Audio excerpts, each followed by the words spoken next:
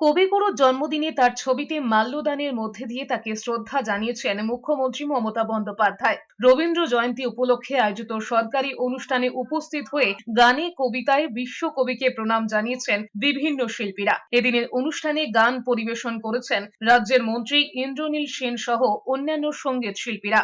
বিশ্বভারতীর পাশাপাশি গোটা রাজ্যে পালিত হচ্ছে বিশ্বকবি রবীন্দ্রনাথ ঠাকুরের জন্ম জয়ন্তী। এই উপলক্ষে নিজেদের এক্স হ্যান্ডেলে শ্রদ্ধা জ্ঞাপন করেছেন পশ্চিমবঙ্গের মুখ্যমন্ত্রী মমতা বন্দ্যোপাধ্যায় এবং প্রধানমন্ত্রী নরেন্দ্র মোদী।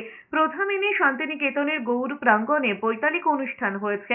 ভোর 5:30টায় বৈতালিকে অংশ নিয়েছিলেন বহু রবীন্দ্র অনুরাগী। গৌর প্রাঙ্গণে ছিল না তিল ধারণের জায়গা। সকাল 6:30টায় রবীন্দ্র ভবনে কবি কণ্ঠে শোনানো হয়েছে গান। সকাল 7টায় উপাসনা গৃহের উপাসনার পর সকাল 8:45টায় মাধবী বিতানে কবির জন্মোৎসব পালিত হয়েছে। সন্ধ্যায় গৌর প্রাঙ্গণে আয়োজিত হবে রবীন্দ্র নৃত্যনাট্য। এবছরও রবীন্দ্র জয়ন্তীর অনুষ্ঠানে অংশগ্রহণ করেছিলেন বিশ্বভারতীর ভারপ্রাপ্ত উপাচার্য সহ ছাত্রছাত্রী অধ্যাপক সহ সকলে। শুধু শান্তিনিকেতন বা বিশ্বভারতীই নয়, গোটা বাংলা তথা দেশেই পালিত হচ্ছে বিশ্বকবির জন্মদিন। কলকাতায় কবির বাড়ির জোড়াসাঁকোতেও সারা দিন ধরে বিভিন্ন অনুষ্ঠান চলবে।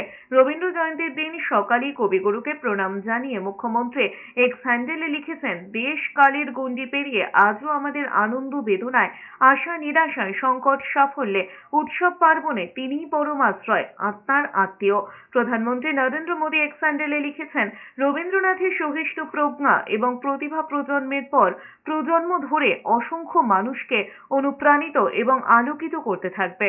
এখন সকলেই তো সুন্দরভাবে অনুষ্ঠান করছেন, গান হচ্ছে, তাকে শ্রদ্ধা জানাচ্ছেন। আর এই বছর আমরা কিন্তু এই 14ই এপ্রিলটাও পালন করলাম কবিগুরু রবীন্দ্রনাথ ঠাকুরের গানটাই আমাদের কিন্তু বাংলার এই এই আমাদের সঙ্গীত সেটাও গ্রহণ হয়েছে।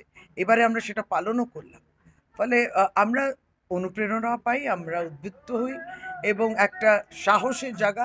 এদিকে রবীন্দ্রনাথ ঠাকুরের 163তম জন্মবার্ষিকী পালন করা হয়েছে রাজভবনে। সেখানে কবিগুরুর মূর্তিতে মাল্যদান করেছেন রাজ্যপাল সিভি আনন্দ বোস।